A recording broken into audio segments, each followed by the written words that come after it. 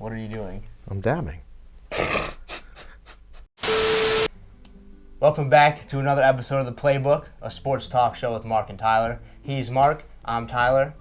And today, I want to start the episode off with a sincere apology to the Chicago Cubs. And their fans. Last week I said this: if they lose this one, it's over. And a couple days ago, they did actually win the World Series against the Indians in 10 innings, ending the longest World Series drought. It was an amazing performance by Chicago Cubs. Great game to watch. Down 3-1, came back. Greatest Game 7 possibly of all time. I tell you what, it had one of the most viewerships any World Series has ever had. It was a great game to watch. I loved it, and I'm excited for the Cubs and what's to come in the coming years for their playoff hopes and their future World Series. MVP, Theo Epstein, general manager of the Cubs.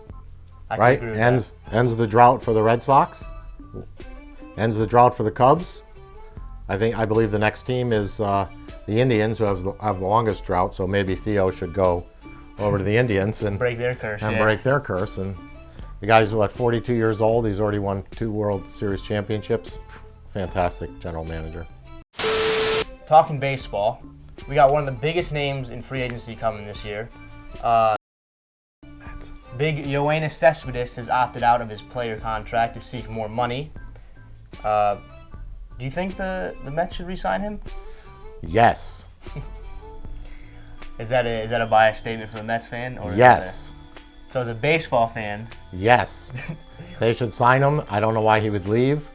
In the World Series 2 years ago, made the playoffs again this past season with the most injuries in Major League Baseball. Arguably the best pitching staff in baseball. Don't know why he would want to leave. They should pay him. He's worth every penny. So last week we didn't talk about college hoops at all. I'm a big college hoops fan. The preseason polls came out recently, both men's and women's. And in the men's top 25 poll this year, there are 3 teams from non-power conferences in the top 25, which is pretty incredible. The biggest surprise, and what makes me the happiest, is Rhode Island is preseason top ranked number 24. Pretty excited for the season. And in women's college basketball, the biggest shock, Notre Dame was ranked number 1 and UConn was ranked number 3 in the preseason polls. But as we all know, at the end of the season... UConn ranked number 3. Yeah. Who is making these rankings? Right. It doesn't really matter what they say at the beginning of the season, but... They're going to win. Pretty sure UConn's... They're going to win the chip. Going to win. Let's talk about professional hoops. Let's go to the NBA. As everyone already knows, Kevin Durant signed with the Warriors. He's now playing for the Golden State Warriors. Possibly the greatest team to ever step on a court. KD on Thursday night played his former team Thunder, Oklahoma City Thunder, and former teammate Russell Westbrook. It's sad to see, but the Warriors beat him really, really bad. His final score 122-96. KD ended up with 36 points. Russell Westbrook had a quiet double-double, 20 points, 10 assists. But the Warriors and Thunder see each other again in the coming days. Hopefully the outcome will be different. But do you think there's any tension between KD and Russell Westbrook? Oh, I'm sure there is. But NBA hoops, I don't know. I don't really get too excited about the games until the playoffs start. To be honest with you, there's just no flow to the game sometimes, and I don't know. Not a big fan of regular season NBA basketball. It's fun to watch, just to look at the stats and see who's doing what, but not very fun to watch. But one person who does have problems with Kevin Durant is Thunder center Enes Kanter. When KD was up on the line, while Victor Oladipo was taking free throws, Enes Kanter was jarring back and forth with Kevin Durant on the bench, and Kevin Durant did not look happy. Halfway through the little confrontation, Steven Adams, of course, tapped Enes Kanter on the leg, and he was like, "Hey, you got to stop. That's Kevin Durant you're talking to. He's one of the best players in the league, one of the best players ever, arguably." So he proceeded to drop 36 points on him and point to the scoreboard. Let's talk about James Harden for a sec, real quick. Okay. They moved him at point guard this year. Do you like that move? I love that move. James Harden is a facilitator. He shoots the ball, he drives to the basket, and he passes the ball, and he makes plays better than anybody in the league. Right. I mean, you got to figure every possession, the ball's going to be in his hands anyway, so you might as well start with the ball in his hand. Exactly. And he just finds his way to score from any position on the field. I mean, of course, he plays shooting guard, and he definitely played a little bit of small forward on the Rockets, and now he's playing point guard. But give the ball in that guy's hands, and he's going to make plays regardless of what the score is and who's on the court with him. And I absolutely love that move for the Rockets. Talking about the NBA, it gives us an opportunity to show you the mess-up of the week. Sam Decker with the rebound. Only thing in front of him is the three-point line. Oh, watch out for the ball. Oh, my. Couldn't have messed up worse, buddy. Only thing in your way is the three-point line. You managed to trip over that and got a ball to the face.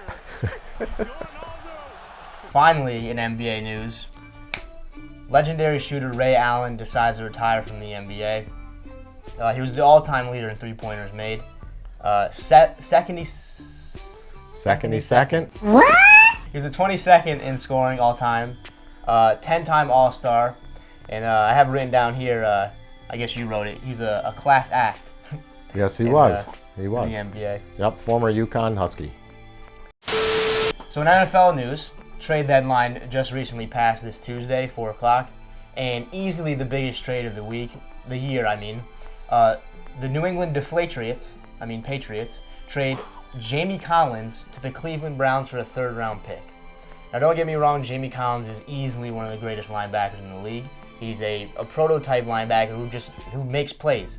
Trading him to the Cleveland Browns for a third-round pick, in my opinion, is a horrible, horrible trade because in my eyes, you could easily gotten a first or a second-round pick for Jamie Collins. What do you think?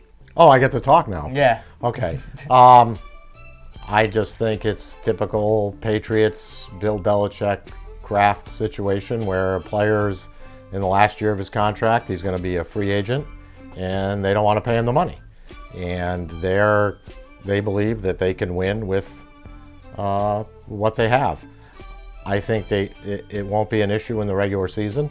I think Jamie Collins, like as you said, he's a every down linebacker. He doesn't come off the field, but over the last 3 seasons, that guy has won them games on defense. Exactly. So in the playoffs, I think it's going to be a problem for them because he's literally won football games for them in the past. So I don't quite get the trade, but we're going to have to see how that pans out. I just, again, think it's all about money. I don't think the trade's going to pan out because you look at the last trade they made, Chandler Jones to the Cardinals for John Carpenter and a third-round pick. And they basically gave him away because they cut the lineman they traded for. And they literally just gave Chandler Jones away, and look how he's playing in Arizona. He's playing fantastic. And yeah, they basically just traded him for a third-round pick, which is, I don't even know what's going on with New England, but the trades they've been making lately are just not good. Also in the news this week in the NFL, Cam Newton came out, voiced his opinion on some of the calls that he's not getting, the late hits he's been getting. He came out and said he doesn't feel safe in the pocket. I'm not sure I agree with the words. I don't think anyone's safe in the pocket, but I agree with what he's trying to say. If you look at some of the hits, especially the low hits, those are penalties on everybody. Last week, yeah. And I don't want to pick on New England again, but if that hit happened to Tom Brady, there would have been 50 flags on the field. Exactly. And Dean Blandino came out and said, if he wants to get the calls, he's got to change his style of play. He's a big guy. That's a bunch of nonsense. A low hit's a low hit. I don't care if you're 7 feet tall or 5 feet tall. You get hit in the knees, it's a penalty. That's the rule. And in the ref's eyes, it's not a penalty because he's big and he's mobile. So like you look at all the mobile quarterbacks, Aaron Rodgers, Cam Newton, Andrew Luck, they don't get those flags. They don't get those flags like Tom Brady does or Matt Ryan does. They don't get those flags. I mean, granted, Big Ben Roethlisberger takes loads of hits. I mean, he doesn't complain, but I just don't think he has the confidence to speak out on it like Cam Newton does. But I mean, Cam Newton's hits are just blatantly bad and illegal. And you could argue that some of them are intentional, but it started at the beginning of the year. He took a shot straight to the head, helmet to helmet. The dude just launched himself in week 1, crown of his helmet right into his ear flap. No penalties. I don't get it. I don't so understand. we'll see what happens, how that pans out as the year goes on, or the rest of the season goes on. But we're halfway through the NFL season. It appears that Carolina's got their season back on track. Yes, they do. A couple big wins. Dallas Cowboys, first place. A little nervous about the game against the Browns this week. I'm not kidding. Probability, right? The Browns are going to win a game this year. And, Dallas lost Mo Claiborne to a sports hernia, playing an all-pro caliber shutdown corner this year. They lost their safety, Barry Church, to a broken arm. We'll see. I'm a little nervous. There's going to be a lot of good games this week.